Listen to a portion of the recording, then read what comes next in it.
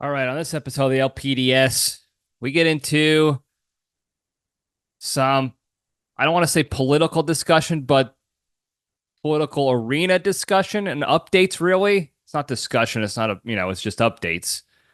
I got some Yankees venting to do. We got some LPDS current events. And then I think that's about it today, folks. Hopefully, maybe it'll be a quick one. We also got a Cage fact, very good Cage fact. So all that's coming up right now.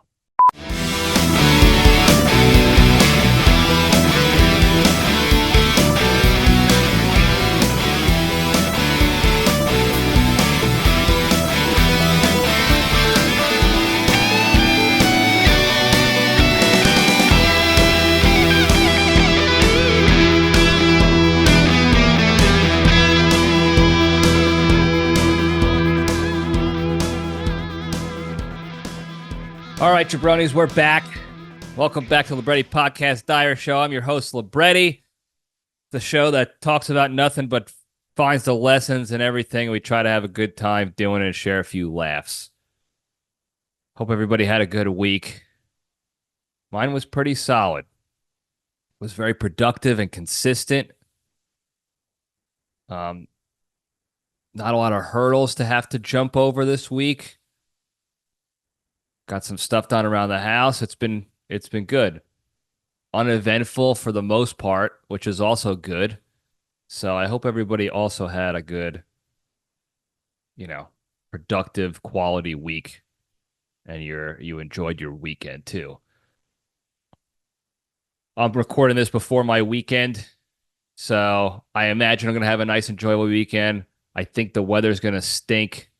So by the time you're tuning into this, the weather has stunk, and I didn't get to go out get some sun in or anything. But I'm sure I'm going to have a good time this weekend. I got some things I can do around town, so that's what I'm going to do. And again, by the time this comes out, this episode, I've already done them, and I had a great time and I enjoyed myself thoroughly. All right, there's not a lot to talk about this week. Not a lot of that I feel like talking about. No hotline calls this week. That's okay. But if you do feel so inclined, 202-670-1114 is the hotline number. You can give it a call whenever you want. You can ask questions. You can give jokes. You can do try out comedy bits. You can do characters. You can troll me. You can yell at me. Whatever you want to do. Do it on the hotline, 202-670-1114. You can also remain anonymous, so I'll never call you out unless you specifically say it's okay. So, yeah, not a lot going on. Joey B's out. Joe Biden has officially dropped out of the running for the 2024 election. He's still going to be president, but he dropped out. And just like we spelled it out, folks, just like we spelled it out, the Democratic Party is selecting the nominee, taking it out of the hands of the voters. I wish, like I said, I really wish DraftKings or somebody had an app out there that you can bet on these sort of things, because the LPDS, we were right on the money. We were right on the money. We said he's going to drop out and they're going to select the next nominee. They're going to select him, or the candidate, not take it to primaries and vote and all that stuff. Like clockwork. And if he did it earlier, they would have been able to vote. But that's why they schemed and planned his downfall after it was too late, after he got all the Democratic delegates to vote for him, to give their support. Then it was too late after that. So I'm curious to see who the actual candidate ends up being. Everyone's saying Kamala because Joe Biden endorsed her, and it took about a week and a half before Obama endorsed him, but they don't like her. She stinks. She's not smart. She's stupid.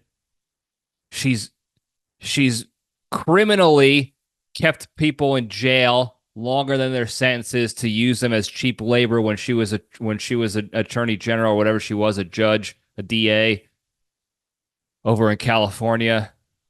Criminally, excuse me. And Obama put out for a couple days that he was, we're going to pick the best candidate. Don't you worry. After Joey B endorsed her. So he doesn't like her. And if Obama doesn't like her, then, it's not going to go well. But I will say he didn't like Joe Biden either. And he eventually relented and gave his fake support and endorsement because they had nobody else. So maybe that's what's going on here. The fake endorsement, the pre-recorded, quote unquote, phone call to Kamala. Maybe that's, they have nobody else. And Big Mike is not going to want to run because she gets more money and she has more influence behind the scenes as she would as president. So she's not going to do it. And the next person up is Gavin Newsom, and he stinks too. And we talked about him. So they all stink, but they get what they want. A younger candidate, a minority woman, open that all that donor money is still in play. They laundered a whole bunch of money from the Act Blue website to funnel to her campaign. They made up all these fake donations from people who never actually donated all that money just to say that they got $80 million in one day to Kamala Harris's campaign. All this support and love now from the media, all the people on social media talking about how much they love her and how great it is, and Mamala's coming and democracy is back. Meanwhile, the opposite of democracy occurred, like we talked about, that they're going to select for you. And I say you because I don't want her. I don't like her. She's a fraud. She's stupid. She's very stupid. She's a liar. And she's a criminal because she criminally kept people in jail. She jailed people and she kept people in jail longer than their sentences because they were using the prisoners in California as manual laborers, cheap labor around the town. So she was purposely keeping people in jail, withholding evidence in trials to put people away to use as cheap labor. And I'm sure the people are going to be like, oh, Trump is a convicted felon. He's a criminal too. I never said I was voting for him either. So shut up. But all the love and support and everyone's all on board with her. They don't even know a single one of her policies yet. And I know they don't like her policies from 4 years ago when she ran and she got 0 delegate votes. She got 0 votes out of there in the first primary after Tulsi Gabbard eviscerated her at the debate. Eviscerated her. And all she did was tell the truth. And Kamala is so stupid, she didn't even prepare ahead of time to combat that, to come after that, to push back. She knew, which is crazy to me because she knew. Everybody knows what she's done, including Kamala. So you think she would have prepared responses to when people came after her for her record as an attorney in California. And she didn't because she's stupid. And I don't understand why people are all on board with her and in love with her already when they hated her 4 years ago.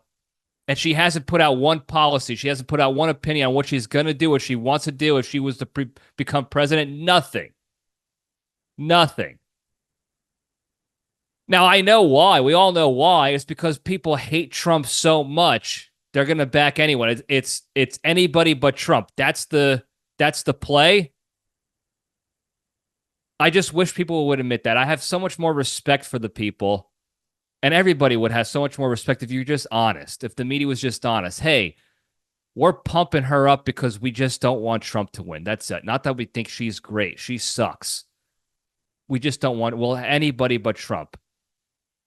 Which is also funny and ironic because they're literally just picking anybody they can. Criminal, idiot, senile old person, whoever, anybody but him. They literally going anywhere. Like I said, ironic because everybody's a criminal and they're using that as against Trumpy Bear, that he's a convicted felon. Well, you're picking criminals too. So great. You're just not talking about it as much. You're hiding it and you have the media behind you. It's so stupid. But anyway, Biden's out. We called it. He should have gone out earlier. It was, I know the play. I know the reason why. It's, that's disrespectful to the American people to purposely wait that long. And who's to say he actually still wanted to? I think he could have been forced out. I thought he was dead when he got COVID and he put out that fake Twitter update that he was resigning or he was dropping out of the race. And then that fake phone call to Kamala during one of her rallies. Yeah, I thought he was dead for sure. But apparently he's not. I guess they wheeled him out there for one more speech to say he's preserving democracy by choosing the people and choosing to get out of the race so that we can win democracy and beat Donald Trump. And that's what it was. That's all it was. We just have to beat Donald Trump. It's not let's make this country, thriving again. Let's improve all these things and blah, blah, blah. It's like, let's just beat Donald Trump. That's all they care about. They don't care about us at all. They don't care about the American people at all. And I don't understand here's what I don't get. You don't have to like the Republicans. I certainly don't. But you vote, and this is actually for the Republican side too. You vote the same way every single time. Republicans always vote Republican, and the Democrats always vote Democrats. Every single time, no matter what asshole or crooked criminal or senile old man or idiot they put out there, you vote for them. And they all say the same thing. When I get in, I'm going to do this. I'm going to do that. I hate to break it to you, but except for Trumpy Bear, he was the only one who ran for president without having any political experience. He wasn't a governor before. He wasn't a senator, a congressman, alderman, nothing. So he's the only one who actually could have said, when I get in, I'm going to do this. And you could have believed him at the time in 2016 because you had no proof otherwise. It was worth giving him a chance. But now, everybody who says I'm going to do this, I'm going to do that, it's a lie. They're all lies because they've been in the positions already. They've all been career politicians. Kamala Harris has been in politics for years. She literally slept her way into her positions. Her career positions, politic positions, not bed positions. She probably did that too. Joe Biden has been in politics, this House and Senate and vice president and president for 40, 50 years. Gavin Newsom, same thing, years and years. And all they say every single election, I'm going to do this, I'm going to do this, Why haven't you done it yet? And why do we keep voting for these people to stay in when they haven't done shit? And this is everybody. All parties, all sides of the house. I said it once and I'll say it again. We have to be better as American people. We have to actually take the power back and stop settling for these nincompoops to run our country into the ground. on all sides. This is a bipartisan feeling here. These people suck, and we're still going to vote for them. Shame on us. Really, shame on us. Anyway, Biden's dead. He's going to die any day now, I think. He's on his way out. Did it for democracy, though. Whatever. Kamala stinks.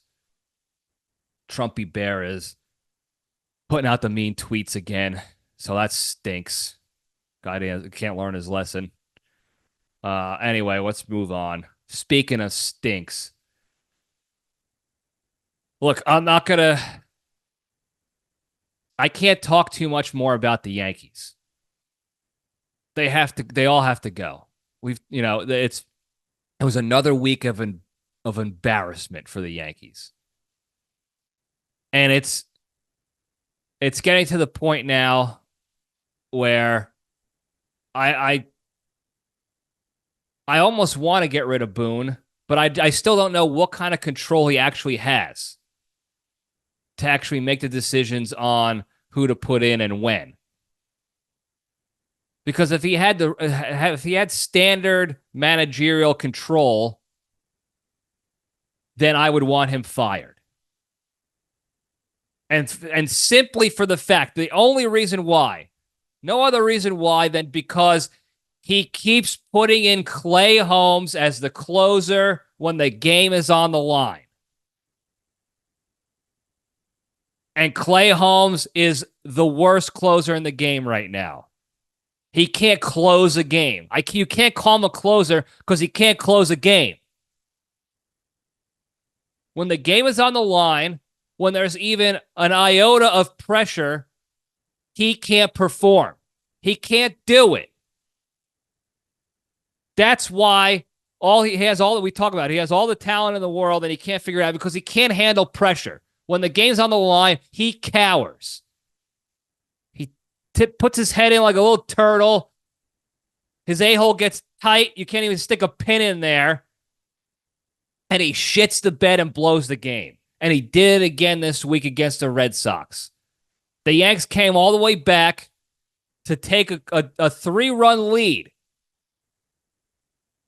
And of course, you can blame a little bit of Luke Weaver in this game because he gave up another home run. That guy gives up a lot of home runs. And it's tough for me to say I would rather replace Clay Holmes with Luke Weaver because of that, but I'd still rather do it. But he gave up a home run to bring it within like 1 run or something like that. And then they put in Clay Holmes to try to get a 5-out save. And he didn't even get 2 pitches. The second pitch, he gave up a hit that scored the tying run. The next pitch, he gave up a hit that gave him the lead. And that was it. He only had to pitch 2 outs. He finished off the 8th inning. He only had to pitch 2 outs because the Red Sox took the lead and they won the game. So he didn't have to come out for a bottom of the 9th to save the game because he already blew it in the 8th. And guess what? He doesn't get credit for any of those runs because it was Luke Weaver's runs on the bases that he put the runners on. So now all the fraudulent numbers for Clay Holmes still stand. Look at that low ERA. No runners on, blah, blah, blah. Give me a freaking break. The guy stinks under pressure. He stinks when the game's on the line. You have to get him out of there. Put anybody else in at this point. Put Luke Weaver in there. At least the guy is cool as a cucumber no matter what. He makes a mistake pitch every once in a while and gives up some home runs, but put him in there. Put Tommy Kahnle in there with his changeups. Anybody. When is Ian Hamilton coming back? Put somebody else out there to close the game. And I don't want to hear from all these so-called experts that are like, oh, his ERA, his numbers, who else are you going to put out there? He's one of the best in the game. He stinks. The guy can't perform under pressure. If he is responsible for the Yankees winning a game, he will lose that game. That's what's frustrating about Aaron Boone. And again, and it's only half frustrating because I don't know if he actually can control that. He says he can, but who's to say that it's not Brian Cashman in the front office and all those guys telling him who to put in and when? I just don't know with the Yankees these days how much control they have with, with the team anymore as a manager. And that's why they hired Boone to begin with, because he's a puppet and he's going to defend his guys. And that's what he does. He defends his guys to the death, which is great. But holy hell, get rid of Clay Holmes. And we heard Michael Kay talk about it. The creature was telling me too. Michael Kay was defending Clay Holmes a couple weeks ago. I think we talked about it on this show too. When he loaded the bases, with the game on the line, the Yankees were winning the game. He loaded the bases, and then a ground ball, and Volpe, the shortstop, made an error on the ground ball, and it tied the game. And then the next batter hit one over Verdugo's head, the outfielder, the left fielder, because he misread the ball, and then they won the game.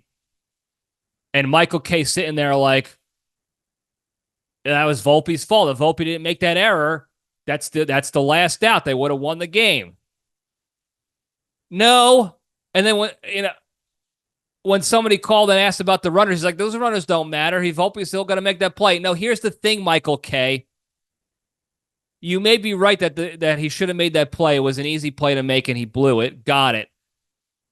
But the defense has been working their ass off to protect this moron, this nincompoop, the entire season to make him look good, to save his ass. He's not saving the game. They're saving his ass. And he's getting the credit for it. Because every time he goes on the mound, he puts the fielders in that situation where they have to make the play, and if they don't, runs get scored. So he dumps it all on them. And finally, it didn't work out. 70 games into the season, however many games, 100-plus games into the season, and it finally didn't work out, and Volpe made an error. And now you're blaming Volpe? No. Don't load the bases. And that's number two. Those runners mattered. Don't say those runners didn't matter. Volpe should have made the play. If Volpe made the play, it wouldn't have mattered. Well, they mattered. Because if Volpe makes that error with nobody on base, guess what? Runners don't score. If Verdugo makes that route error, that fly ball read error with nobody on base, nobody scores, and the Yankees still win the game. So don't say those runners don't matter. Clay Holmes put them in that position where they had to make plays or the game was over. Because he can't do it. He can't perform under pressure. Load of the bases. Right off the bat. Against the Red Sox. Second pitch, game time. He can't do it. Put him in the 5th and 6th inning when it doesn't matter. When he can't completely lose a game. There's no pressure for him. That's when he's actually good. When there's no pressure, he's actually good. Guess what? They put him in when they were a couple weeks ago or last week or whatever, when they were losing. They were either losing or winning by a lot. It was a no-pressure situation. No matter what he did, he could not affect their standing on the game. That's how low of a pressure situation it was. And guess what? 1, 2, 3 inning with 2 strikeouts or something like that. Shut him down, no problem. No pressure, no problem for Clay Holmes. Even a tit hair's worth of pressure, and he's done. He's cooked. The game's over. They lose. Do something about it. Somebody do something about it. Get him out of there in the closing position. Put somebody else in. The guy stinks. The guy stinks. And it doesn't take a rocket scientist to see that. Man, that's what's frustrating. That's what's frustrating is I know the rest of the team stinks and they're struggling. But at least they're moving guys around in the batting order. They had Verdugo batting first. They put this guy at 7, this guy at 6, whatever. They're trying to figure that out at least a little bit. At least a little bit. Change it up with Clay Holmes. He is a liability. If you are not winning by 5 or more runs, he's going to lose the game for you. Luckily, because they keep the only saving grace the Yankees have is if they take a lead by 4 more runs going into the 9th inning, because then it's not a save situation, so they don't have to put him in. That's the only way the Yankees are going to win games, is if they win by 4 or more runs. Really 5. I would say 5 is a little safer. Because then they don't have to worry about Clay Holmes coming in and ruining it for them and ruining all their hard work and effort. The Yankees came back from that game against the Red Sox, this most recent one that I watched. They were down, and they fought back, and Aaron Judge hit a 3-run home run, and then Austin Wells hit a solo shot back-to-back. I think it was back-to-back. And they took a 7-4 lead. And they shit the bed. They absolutely shit the bed. And what's crazy is that the Orioles keep losing too. So it's keeping the Yankees in contention to win the division, which is wild to me, because they have no business winning the division. No business. And the Orioles are keeping them in play. And the Orioles are really ruining they're squandering an opportunity like I've never seen before. They're a good team, and they're shit in the bed. At least we know the Yankees aren't that good. But damn it, get rid of Clay Holmes. He stinks. He stinks. I'm sorry. I know. I'm sure he's a good guy. I don't care anymore. You're getting paid to do that. If I got paid to take a dump on the documents I have to create and not deliver, imagine they tell me you have to do this 10-page document for this customer. Got it. I give them 2 pages of crap. I wiped my ass with them. I get paid $1 million to do that. Imagine that. That would be crazy. In real life, you'd get canned, and good luck getting another job, because your reputation is going to travel around the community. This guy gets to play every day. It's unbelievable. Get rid of him. Anyway, moving on to some more fun topics, I guess. I don't know. I am always out of the loop on trending verbiage and phrases and what have yous in the world. Obviously, like I say this all the time. I still say the word jabroni. So obviously, I'm out of the loop with that stuff. But I do notice some trends, or I think I notice trends based on what I see in people's profiles on the dating apps. That's the only thing that kind of keeps me up to date on stuff. And apparently, the new trending word for women to use on dating apps, I don't know if men use it on their profiles, or I can't imagine they do. Maybe they do to be funny and it just backfires. I don't know. But the word yap or yapper, I like yapping, I'm a yapper. That's the word of the quarter.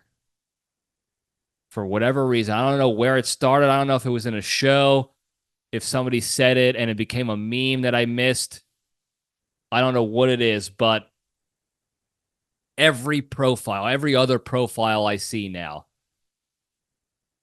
there's usually a prompt that says, I talk way too much about blank, and then you're supposed to answer it. And it's usually the answer has been 75% of the time, and it's increasing. It's getting higher, closer to 80 now.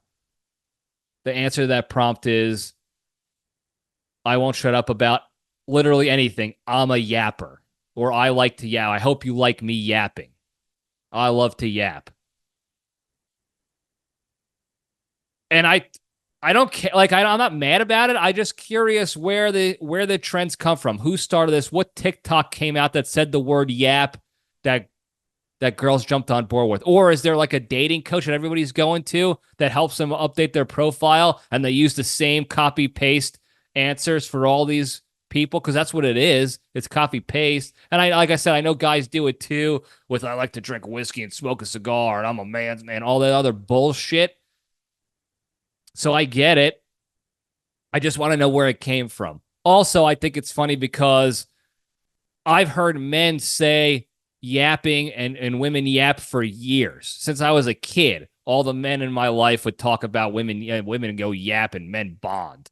That was the joke back in the late 80s, early 90s. So I just think it's funny that now women they finally just agreed. Yeah, you're right. We do yap a lot, and we're gonna tell you about it in the form of yapping. What, like I said, I think it's funny. I just want to know where these trends come from. Where is the TikTok video? What am I missing so I can get ahead of the game? So I can see the trend ahead of time and know it's coming on the profiles. They're gonna start putting it out there on the dating apps. They're gonna start writing about it. And I know some of it's regional, so maybe that's it. Maybe it's just a Texas thing. I don't know. I'll have to go change my location to see if it's anywhere else too. But because I know in DC they all had the same thing, and actually I know when DC women are here visiting Texas for whatever reason, or they're at the airport on a layover or something, because they still have the same shit on there.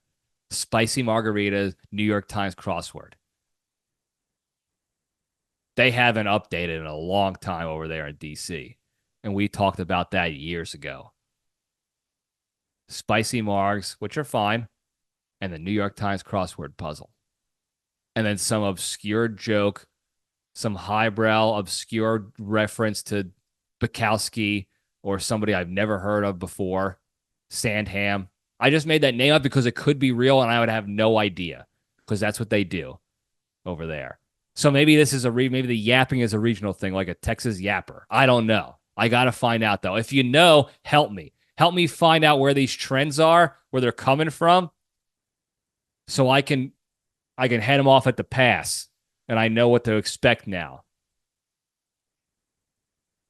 That's it. That's all I got for LPDS current events. I don't have there's no other updates. I got peppers growing on my pepper plants. They're not ready to be picked and harvested yet, but they're out there. So that's been great. It's been raining every other day this week. Oh, here's something funny. Speaking of that, when it rains, so on one side of my house, I have like a paver stone patio, basically. It's all paver stones, really nice. And then in the middle of it is a French drain that drains out to the front of the house.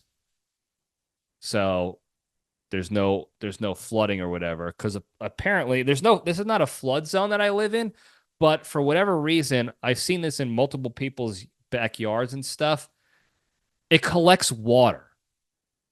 Not to the point of mass flooding, but the water pools and settles like a swamp in everybody's yard. And not so much in my yard, except when it's actively hard raining. That's when it'll pool up, but then it hits the French drains I have throughout my entire yard, and it goes out to the sewer, which is nice. But for whatever reason, I have it. So I have French drains. So again, while it's raining, the water can't get into the drain fast enough because it's just pouring down rain. So I do have a little bit of like a river effect going on those paver stones. Now, the day before it started raining, the night before, it rained that day too. So let's call it a Wednesday. It rained.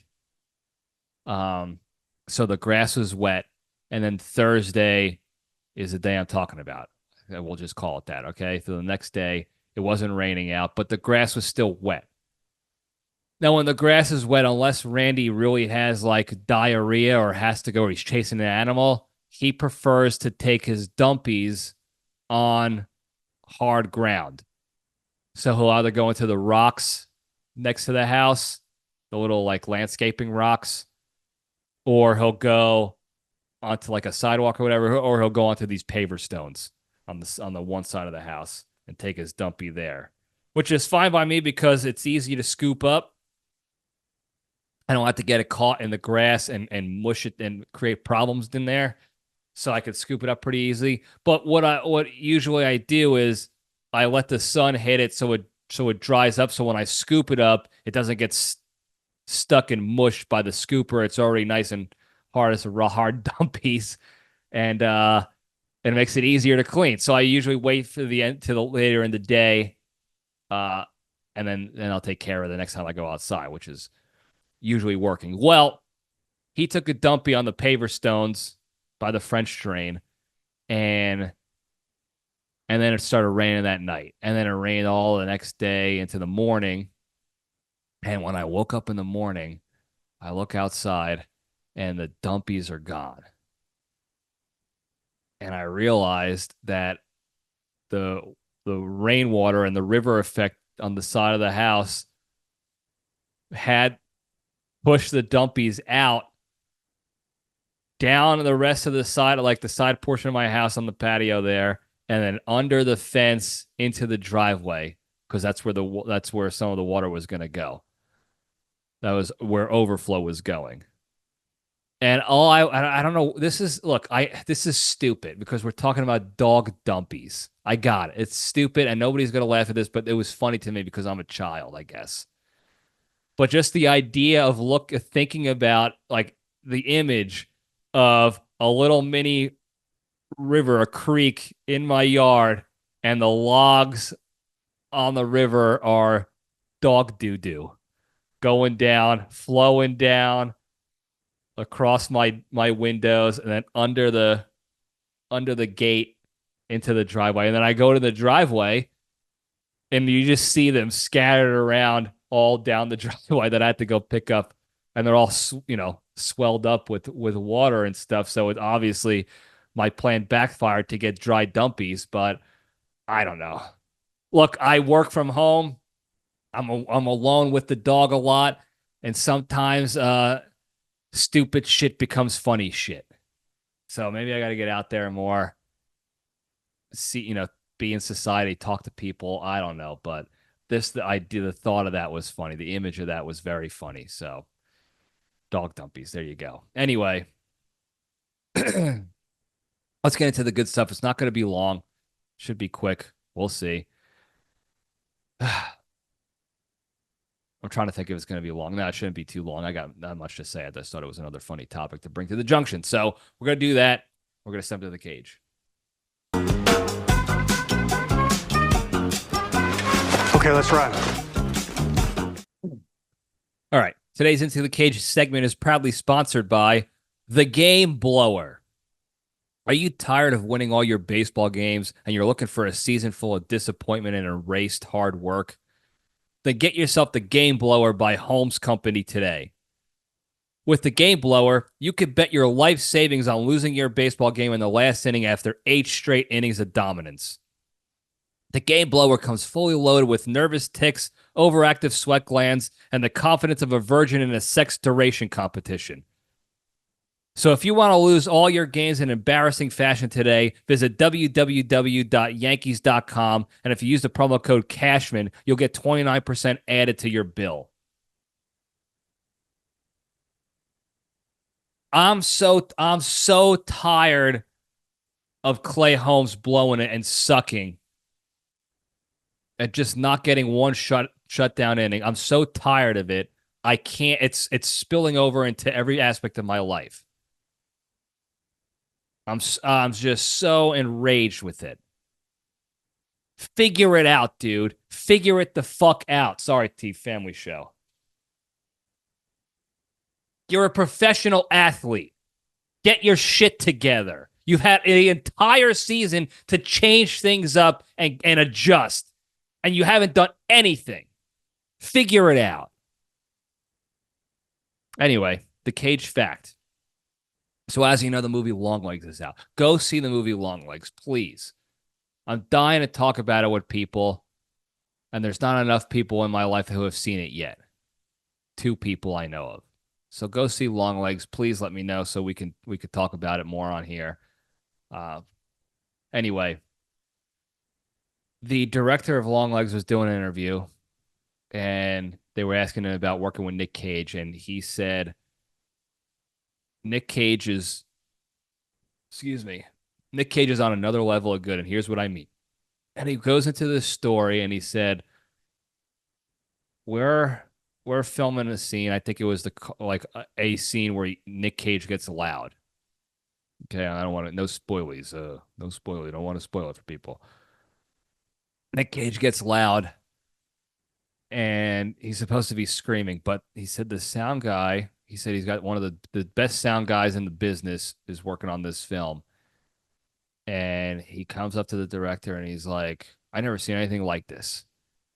And the director's like, what are you talking about? He goes, Cage, when he's yelling, he goes right up to the audio threshold, the optimal threshold. There's like a line in the audio world. You can see it on audio interfaces, the mixers. I don't know if you can see mine in YouTube land. I'm trying to lift it up a little bit without ruining everything. That's my older audio interface. But they have the little gauges. So when you're talking in a microphone, it'll pop up or down, and you can see when it hits like the red, it's too loud. That means you're going to get an issue. It's going to pop. You're going to get issues with the audio. It's not going to come in clear. You have to redo the take. Essentially, when you're talking about doing movies, if you cross over that line into too loud, it's not going to be understandable. Really, you got to redo it. So this guy, the audio guy, said, "Listen, when he yells, he goes right up to the line, as far as you can go to the line, and not a decibel past it. Every single time, every single take we did, every time he has to yell, right up to the line. And when he whispers, he goes right down to the bottom line. There's a bottom threshold before it becomes too quiet for people to hear at all, and they have to reshoot. He goes right down to the bottom every time." He said, "I've never worked with anybody in my entire existence as the Hollywood audio man who knows the lines so well that they know how they had to project to optimize and meet those lines and not cross them." That's how good Nic Cage is. Okay? When you're in a scene, or when somebody tells you to scream at the top of your lungs, you're just going to scream. Okay? And hope for the best and hope that it's good. And then somebody's going to come in and be like, "Hey, you got to be a little bit louder, you got to be a little bit quieter because you're popping the audio here and we can't, it's too loud or whatever, or we got to move the mics back or whatever." They usually adjust the audio and not the person. Nic Cage adjusts his volume. That's crazy. The skill set you need to do that, I can't even imagine. Maybe, I'm sure singers probably have it because their moneymaker is their voice. But that's how good Nic Cage is. That's why he's the best to ever do it. Okay? That's why I say that all the time. It's not because he's just entertaining and he's quirky and he does silly stuff on camera and off camera. It's because he's the best to ever do it. And I don't know how many times we had to talk about week in and week out. There's a new piece of Cage information that proves the point. More evidence. So just believe me already, please. Just believe me. He's the best to ever do it. I'm not just being biased anymore. The best to ever do it. Anyway, that's the Cage fact. Moving on over to the Junction. We'll spin the logo up. Now, politics is heavy in the world, and it's only going to get worse as we get closer to the election time frame. So we've been hearing about, there was the assassination attempt, and then there was Joe Biden COVID and him possibly dying, and then he dropped out and he gave it to that bum Kamala who stinks, and who knows if she's actually still going to be the candidate or the nominee for the Democrats, because the convention is coming up soon, so that could change. Maybe it'll be Hillary. Maybe it'll be Big Mike. Maybe it'll be Gavin Newsom. Who knows? Well, there's a lot of talk going on. The debate was a nightmare. All this stuff. And it's going to get worse. We got the protests again, the pro-terrorist organization protests that nobody wants to stop. Nobody considers that to be inciting violence or arrestable offenses. So they're just going to keep letting that happen, I guess, because that political turmoil is what they need for election year. They did it with the BLM riots in 2020. Just like we said, check the box. Anyway, a lot of chaos and turmoil going on. What people I don't think are talking enough about is something that happened at the Republican National Convention a couple weeks ago. And I don't know, this was mentioned just briefly, like one day it was talked about, and that was it. And I don't know why, because I think this is the most important thing, certainly the funniest thing that we've had in a long time in politics that you can actually laugh at and not cry laugh, not laugh in sadness because of how embarrassing people are. But at the Republican National Convention, they almost crashed the server to the Grindr'd dating app because there were so many users using Grindr, so many people using Grindr in that vicinity. Now, if you don't know what Grindr is, let me explain it to you. There are a lot of dating apps around for people to use: Bumble, Tinder, and each app has its own like sort of niche market that it advertises to. There's farmersonly.com is for farmers and Midwest type folks, farm type folks, rural, blue collar, manual labor type folks. There's what was the Black Singles, I think was one of them. There's J-Date for Jewish people. There's Christian Mingle for Christians, and there's Grindr for gay guys. I don't know if maybe gay women as well, but it's Grindr is for gay guys to get on there and find guys to sex with. And that's cool. Like that's fine. I don't have a problem with it. We actually made this joke one year. One year when I was a secretary for a bigwig colonel. I was secretary, I was doing the bitch work. And one time he was having what they call the commander's call with his entire staff or his organization that he leads, that he presides over, leads over. They do them once a quarter, maybe twice a year, where we go into an auditorium and he gives them updates on stuff and he's speaking to everybody. And part of that commander's call, he wanted to do an anonymous question and answer session because when he asked at the end who has questions, everybody's too afraid to actually ask their real question because they don't want to get yelled at, they don't want to get made fun of or whatever, so nobody asks questions. So he wanted to provide an anonymous way to ask questions. Like, hey, there's got to be like an app or like a way they can they could text in their question and all I'll see is just the question and not who sent it, and I can answer it on the stage that way so people feel more comfortable asking questions and I can actually provide some value to these people. Well, me and a coworker, we almost got it to download this, but we told them, we were like, hey, sir, yeah, we got this great app. It's perfect for this. It's called Grindr. We'll set up a profile for you and we'll get, we'll set up so that people know where to find you and to ask their questions. We'll set the settings up and then they just got to send your questions and you can pop in and ask your questions. And the plan was to download on his phone and just to see guys come in and start messaging him for,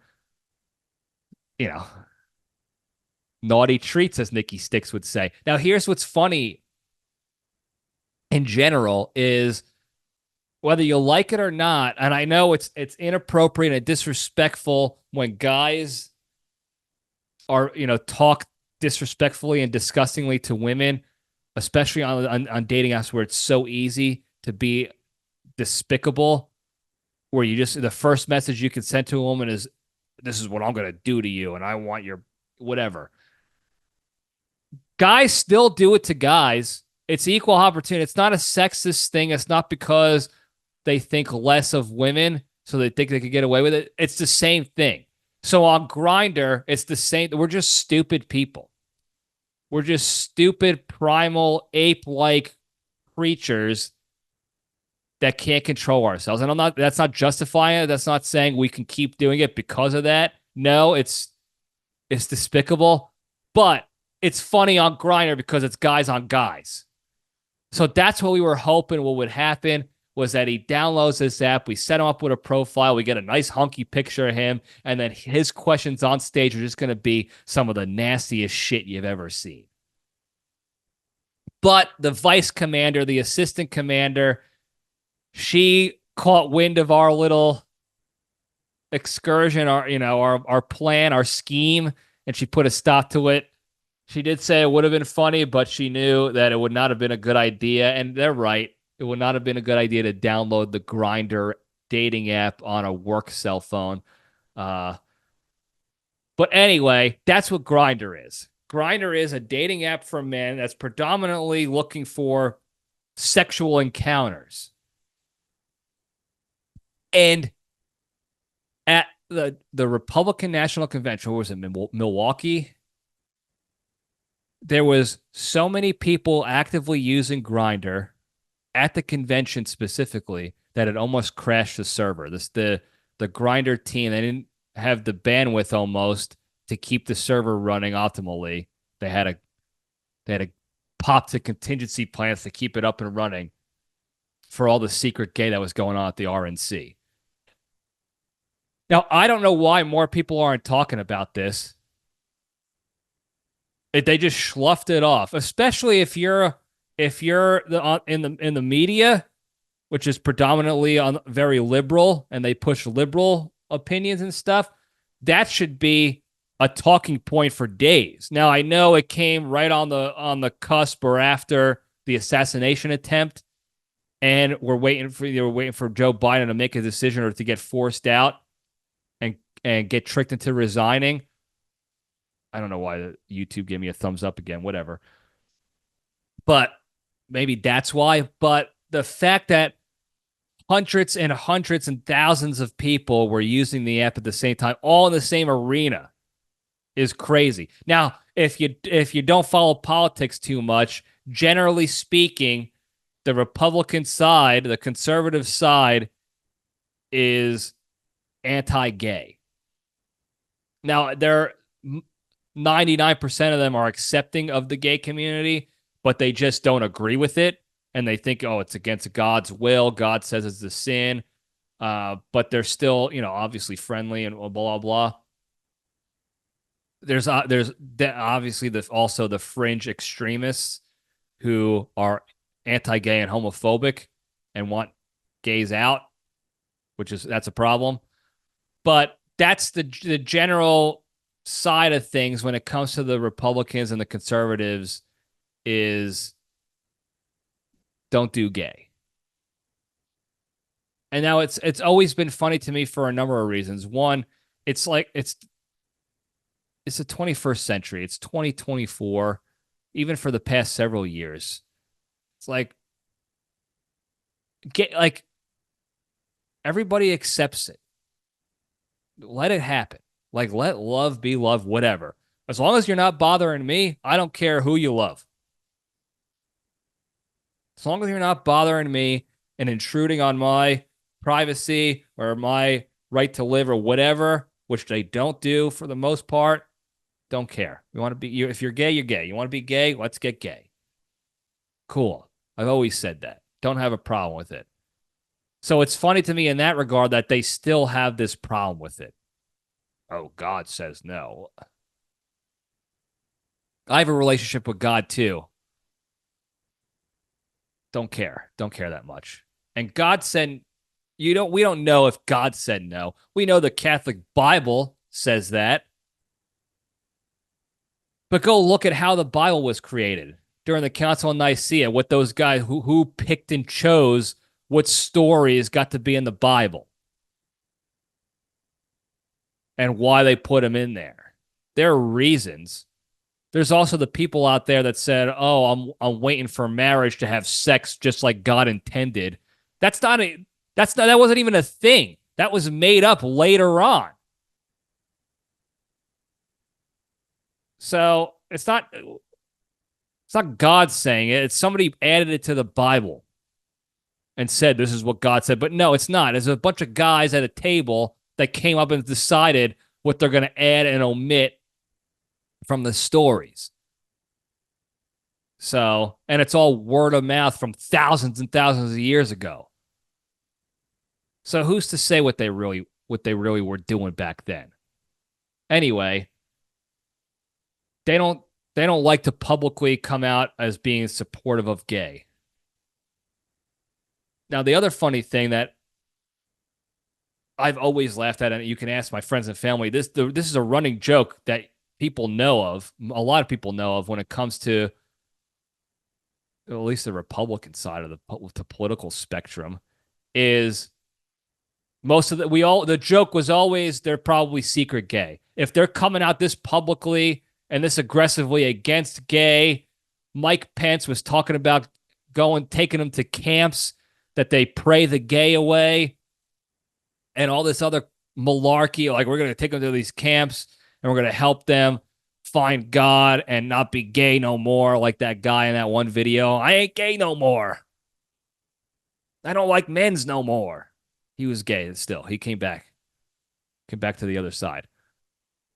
So whenever they do that, the running joke is, oh, you must be secret gay because you're so aggressive on the other side of anti-gay. You're clearly compensating and hiding for the fact that you are probably gay. Just like this guy, the VP candidate that Trumpy Bear picked, JD Vance, talking about how he wants to ban porn and this and that. Like, that guy's secretly gay and a secret porn addict. Ban porn? It's 2024. If you don't like porn, just don't watch it. That's it. It's not hurting anybody. Stop immediately banning stuff just because you don't like it. If it's bad, if it's dangerous, like murder, make murder illegal. Ban murder. Got it. But you saw what happened when you banned alcohol. And they made it a constitutional amendment, too. Prohibition. Let's ban alcohol because it's bad for people. It's addictive.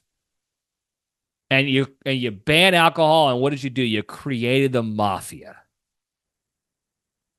Now, I'm not mad about it because with that came some of the greatest movies in the history of cinema and the greatest TV show to ever hit television, The Sopranos.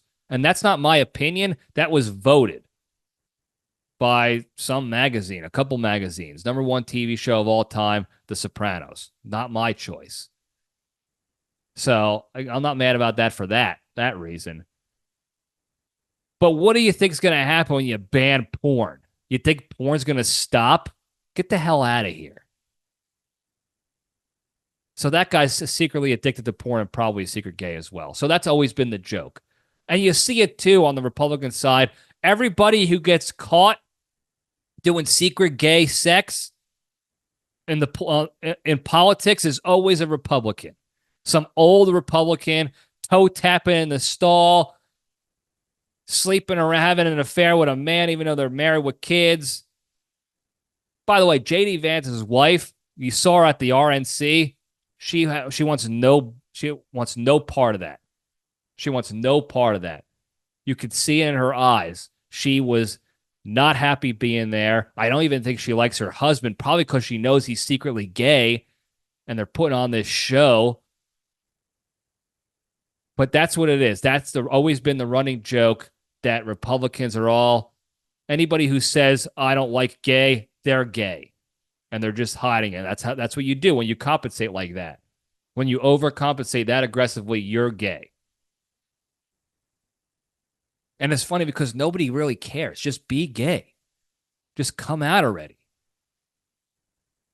And if your entire party just changed its stance on gay, that would be fine too. The people of America generally don't care. I know you think like, oh, we have to be anti-gay because that's how we reel in the religious votes, and if we don't, that's our party platform, blah blah, and our constituents. No, the majority of the people don't give a shit. Just like me. As long as you're not bothering me and keeping me from doing my job and enjoying a happy life, cool. And that goes for anything. Gay, straight, trans, trisexual, bisexual, pansexual, triple binary, whatever it is. Don't care. As long as you're not interfering with my life and my ability to live my life happily, good. Go be happy. Do what you got to do to be happy. Good on you. High five. Nobody gives a shit. It's fine. So just flip your politics so that you could all be gay again. So you could all be happy in your gayness instead of having to hide it and dragging these poor women into the mix by making them marry you to keep up the ruse. And the Republican National Convention is what proved the joke. It was a joke, a funny joke, a little thing to make fun of them, about, and to shoot the shit about, until the Republican National Convention where they proved it. Thousands. A couple guys, somebody took video of them swiping on the app. Somebody had a camera in front of another camera, a phone in front of another phone, excuse me, and they're swiping on Grindr'd. And they're in the arena. And every time they swipe, you could see the distance. 250 feet away, less than a mile away, 500 feet away, 100 feet away, 50 feet away, 70 feet away. And they just kept swiping, and they were all in the arena. All the secret gays were in the arena. Just come out. Why is this not a bigger story? How have we not talked about this more? It was a gay convention. It was like a gay pride convention, which again is fine, but it was a secret gay convention, a secret gay pride. You couldn't tell anybody about it. You had to go pretend to be straight and anti-gay, and all you're doing is proving how gay you are. They're so bad and uptight, they're convincing nobody. And now technology has caught up, and it's shut them down. It's proved them wrong. Because their carbon footprint shows that they're touching dongs, they're touching tips with each other, which again is fine. But talk about a bigger story than anything else that we're talking about. I don't care that Joe Biden was sick with COVID. He hasn't been running the show in years. Okay? The fact that the Democratic Party and the media just flipped after the debate is bullshit, and we all know it. We all know they knew the entire time that he was not running the show. He was old and senile and couldn't even tie his shoes and crap in his pants, and they only flipped after the debate so that they can make the push to replace him and pick their own candidate. That's why they did it, not because they just realized, oh, this guy's unfit, because his debates in 2020 were worse, and his speeches were worse. His State of the Union speech, they're all terrible for years now. So they knew. So we don't have to talk about that story anymore. That's not a big story. Oh, Joe Biden's old and can't think for himself and craps his pants. Yeah, we already knew. Move on. Let's talk about the secret gay convention. Why is it so secret? When are these guys going to come out? When are they going to release these women into freedom again so that they actually could go have a happy marriage with a man that's straight? Why is this happening?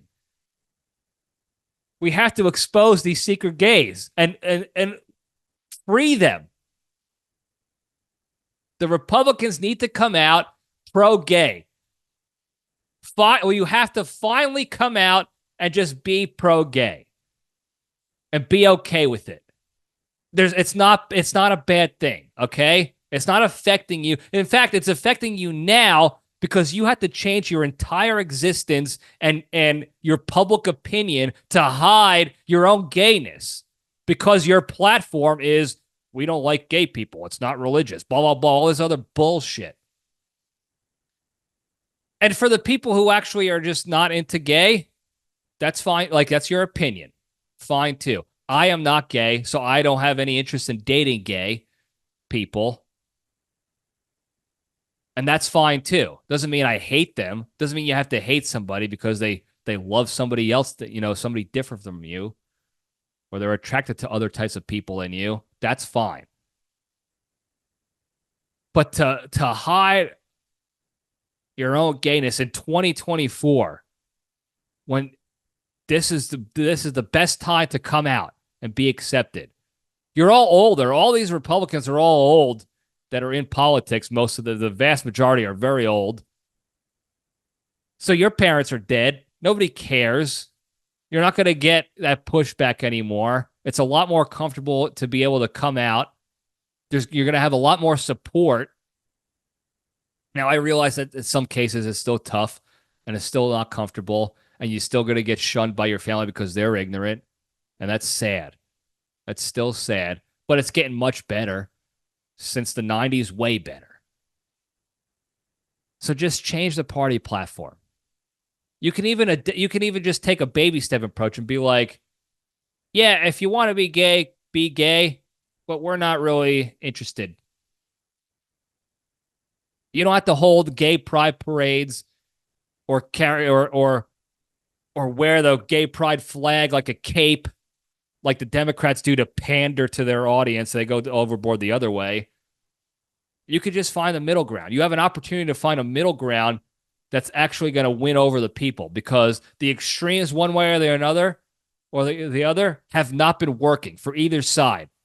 So if you can take the big step and go into the middle ground, you might have something here. So just say, yeah, you want to be gay, cool. I'm not into it. God, I don't think is into it, but if you want to do it, cool, good on you. We got you. We'll high five you and support you. Cool. And that way, not only are you appealing to the vast majority of the country when it comes to that sort of middle of the road opinion, you're also allowing yourselves the freedom to finally come out, or to at least not have to drag a poor woman into your life and make her miserable for the rest of her existence to pretend to be married to you so that you can hide that you're gay. At the very least, you don't have to get married anymore. You could just be single and not have to put on like, oh, I believe in the nuclear family and this and that. No, you could just be a regular gay guy. You don't have to come out openly and publicly and say, I'm gay, but you can go be gay and be comfortable about it. You don't have to hide it. And then when you have the next Republican National Convention, it's not going to be a big deal that Grindr's servers crashing. We're just going to know. Just like the Gay Pride Parade, I'm sure Grindr had preemptively bumped up their bandwidth on their server strength so that they could support that day in that particular targeted location where they're having the parades. Got it. Now they know in the future RNC's coming up. If you come out now and you change your tune, now Grindr will help you. Oh, 4 years from now, you got another national convention coming up? Well, here's all the bandwidth. Have at it, fellas. Get going. And you can swipe, and you could touch tips, and you could kiss, and you could do whatever you want and have a grand old time, and you could be comfortable and finally happy about it instead of having to hide behind it like it's some scarlet letter that you don't want to admit to. It's not. Be gay. Be happy with it. We got you. The support's there. Release your wives. Free them of this prison that you put them in by making them be in this sham of a relationship, this beard relationship, just because you're in politics and you think this is the image you have to portray. It's not. It's not. Go do gay. Have a good time. Everything's great. Everything's going to be great. Enjoy yourself. Come out publicly so that Grindr can prepare accordingly.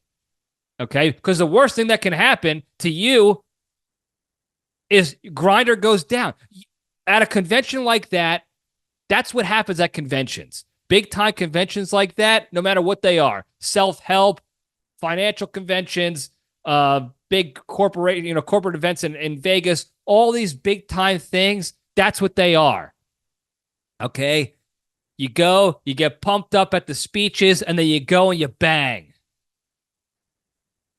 So don't ruin it for yourselves by being in sham relationships and marriages for this image that nobody cares about anymore. Yeah, I believe in the family dynamic. But I don't have a family of my own here. So does that mean I'm a failure? No. And you're not either if you don't have a family. I'd like to have a family of kids. I'm straight, so it would be with a woman, most likely, I would imagine, and eventually possibly have kids. I don't know. But you could still have kids. You could adopt a kid if you're in a gay marriage or a lesbian marriage. I guess it's the same thing. They're both gay, right? I don't know anymore with the letters and stuff. I get confused. But there are plenty of people in this country, plenty of children in this country to adopt or surrogate, do surrogacy. You can find a way and you can still have that family dynamic and everything's going to be hunky dory and you don't have to live in hiding anymore. And you don't have to succumb some poor woman to that miserable life when she can be out there finding her man or woman on her own and being happy. And you're giving Grindr the heads up now because it's public.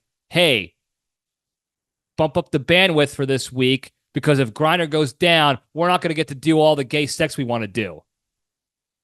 And that's what conventions are for. You get pumped up and motivated at these speeches, and then you go out and you get drunk and you bang. And you do all the stuff that God didn't want us to do. And you can't do that if Grindr's down, fellas. So just come out already. Let it happen. Be happy. We got your backs. We're here for you. And let Grindr do what it does for you in the next convention so that this is not a news story. This is a news story because you're hiding and you're lying about it. Okay? It's not about the fact that you're gay. Nobody cares anymore that you're gay or not. It's about the lies. And I said this once and I'll say it again. I don't care what you are. I don't care how you feel. I don't care what you like and don't like. Just don't lie. That's it. The lies are the killer. Okay? If you're gay, be gay. Just don't lie about it. Nobody likes a liar. Politicians or your entire reputation for decades now is that you're all liars. Stop the lying. Just be gay. Let Grindr do its thing. Have a good time. This would never have been a news story. Look, I should really run for president. I know I've been saying it for years now, but the time has to come sooner rather than later. I didn't have the money this go around to get on the ballots. It's too expensive. I know they do that on purpose to kind of force that two-party system. The same thing with the debates where they don't let the independents, join the debates unless they have a certain percentage of stuff, which is ridiculous because it's almost impossible to get that percentage unless you go on a debate. So I'll figure it out. We'll get a Libretti presidential ticket very soon, hopefully, so that everybody can be gay or straight and use Grindr or not use Grindr. And we don't have to worry about living in hiding anymore. And that's all I have to say about that. Before we go, really quick, the big three, the three pillars to staying strong and being a better, happier, kinder, healthier, more genuine human being and spreading that positivity and goodness to those around you and throughout the land. Number one, exercise every day. Do one thing each day to improve your physical fitness, your mental fitness, or your emotional fitness, whatever it's going to be, whether it's a full workout, walking, going for a jog, reading a book, doing a crossword puzzle, praying, meditating, breath work, whatever it is. Do at least one thing every day to exercise yourself physically, mentally, or emotionally. Number two, don't be a shitty person. Be a kind person. The toughest time to do that is right now, folks. On social media and the internet, the toughest time to do that is right now. Okay, I understand. Because it's an election year, there is not going to be anything in the internet and the media that's positive at all. Okay, it's going to be chaos and doom and divisiveness and shitty comments by shitty people constantly. And it's only going to get worse until November. So I understand it's going to be that this is the toughest time to do. Every 4 years this is the toughest time. But I'm asking you, when the opportunity arises to be a shitty person, if you see someone post something on the internet that's stupid or ignorant or shitty or negative and mean, instead of responding, even though they might deserve it, even though you might have something valid to say, like, hey, don't do whatever. Just take the LPDS step back and remove yourself from the situation. Because if you respond, no matter what your intent is, all you're doing is adding to the negativity and shit in the situation into the ether. But by removing yourself, you're minimizing the shit and the negativity, and you're allowing yourself, now you have the space and capacity and time to go focus on something more positive and productive in your lives. So go do that. I know it's tough. Emotionally, it's tough to do. I get it. I fight with it every day. Especially when you have family members and close friends that are posting stuff. The political stuff is what gets me, because you put out these political like reposts of people's headlines or whatever, and you do zero research, zero fact checking, nothing, no critical analysis whatsoever. You just post it because it sounds like something you would believe in or follow, or it pushes your agenda or the agenda you've been convinced and tricked into following. And it doesn't, and I want to respond constantly to that crap because it does no good to them. Like, why are you posting this? What good is it doing? Nothing. It doesn't do any good ever. But I don't respond because I know it's just going to create more back and forth in a negative aspect, especially on the internet, because everyone could be a text message tough guy and a keyboard cowboy or whatever you want to call it. So I focus on more positive, productive things like the business, like my business, Spearhead. Anyway, number 3, the most important one, be genuinely thankful and grateful for all the good you have in your lives. Be genuinely thankful and grateful. Take the time out of your day each day to think about at least one good thing that's good in your life, and think about what your life would be like without that good thing and how shitty it would be, or without that person in your life, or without that experience or that lesson. And that'll put you in the state of gratitude. And if you do that more and more each day, more of your time will be in that state of gratitude as opposed to taking things for granted. And if you couple that with not being a shitty person, and you couple that with exercising every day, I promise you guys, you'll be a better, happier, kinder, healthier, more genuine human being. You'll be able to spread that positivity and goodness to all those around you and throughout the land. Thank you guys again for tuning in. Don't forget to like and subscribe. Hit that hotline, 202-670-1114. Whatever you want to call it for. Hit the voicemail on the hotline. Call it in. Leave the question. Leave the joke. Leave the shit talk, whatever. 202-670-1114. Tell your friends and enemies. Thank you guys again. I love you all. Stay strong.